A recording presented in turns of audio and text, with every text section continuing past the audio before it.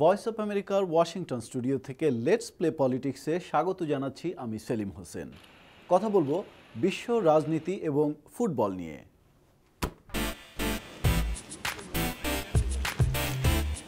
From the Voice of America studios in Washington. আজকের প্রসঙ্গ ভ্রমণ। দীর্ঘ ভ্রমণ এবং ভ্রমণের ক্লান্তি পরিহার করতে জার্মান ফুটবল অ্যাসোসিয়েশন একটি আধুনিক পন্থা নিয়েছে। বিশ্বকাপে অংশ নিতে ব্রাজিলের এক নির্জন এলাকায় তারা তাদের হোটেল এবং প্রশিক্ষণ কমপ্লেক্স তৈরির সিদ্ধান্ত নিয়েছে। এবং রাজনীতিতে পররাষ্ট্রমন্ত্রী জন কেরি ভিয়েতনামের মেকং ডেল্টা সফরের উদ্দেশ্যে বেরিয়েছেন। যুদ্ধের সময় তিনি ওই শহরে যুক্তরাষ্ট্রের নৌবাহিনী দলের নেতৃত্ব দিয়ে অভিযান চালিয়েছিলেন। ওই নদীপথেই কেরি ভিয়েত কং যুদ্ধ করেন। আর এখনকার সফরের উদ্দেশ্য হচ্ছে জলবায়ু পরিবর্তনে মেকং নদীর বিরূপ প্রভাব সম্পর্কে সচেতন করা। ফিরে যায় ফুটবল প্রসঙ্গে।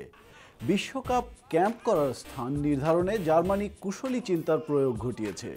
ব্রাজিলের আটলান্টিক উপকূলের পোর্তো সেগুরো বিমানবন্দর থেকে ৪৫ মিনিটের দূরত্বে তারা ঘাঁটি গেড়েছেন। সালভাদোরে উদ্বোধনী হচ্ছে প্রায় ৪৩০ মাইল দূরে, আর ফোর্ট আলেজায় দ্বিতীয় খেলার স্থান ১,০০০ মাইল উত্তরে এবং দলভিত্তিক চূড়ান্ত খেলার স্থান রেসিফোর দূরত্ব ৭৮০ মাইল।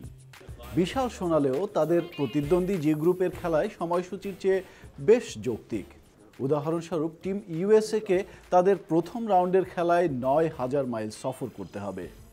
জার্মানির টিম ম্যানেজার অলিভার বিয়ারহফ বলেছেন, সকলেই দেখছে আগের বিশ্বকাপের প্রধান সদর দপ্তর, প্রশিক্ষণ স্থান এবং মিডিয়া সেন্টারের মধ্যকার দূরত্বের বিষয় ছিল গুরুত্বপূর্ণ।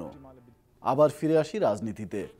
যুক্তরাষ্ট্রের পররাষ্ট্রমন্ত্রী জন কেরির ভিয়েতনাম সফরও কৌশলগত। এশিয়ার সঙ্গে সম্পর্ক উন্নয়নে আগ্রহী ওয়াশিংটন মিস্টার কেরি এই একদা শত্রু সম্পর্কিত দেশের মধ্যে অন্য যে কোনো সময়ের চেয়ে সুসম্পর্ক স্থাপন করতে সমর্থ হয়েছেন। এই দুই জাতি কত ঘনিষ্ঠ হয়েছে তার সাক্ষী আমি নিজেই। সফরের সময় এই কথাই বলেছেন জন কেরি। জলবায়ু পরিবর্তন নিয়ে কাজ করার লক্ষ্যে স্থানীয় কমিউনিটির জন্য তিনি $১,৭০,০০,০০০ প্যাকেজ ঘোষণা করেন।